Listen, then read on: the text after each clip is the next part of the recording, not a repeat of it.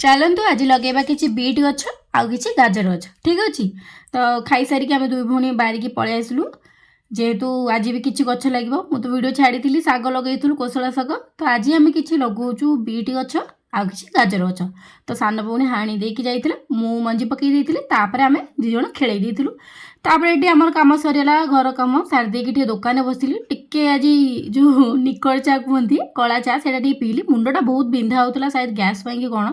तापर दुई भौणी बिस्कुट खाई देइथिलु तापर लगी पड़थिलु राति रोषेई ता पूर्व टी सेकी जाइथिलु चुली छोट बेल कथा बहुत मन पड़ेगा मो आई केमती चुली मुंडे आमको सेकी दिए बढ़िया लगे आउ से दिन कहीं छाड़।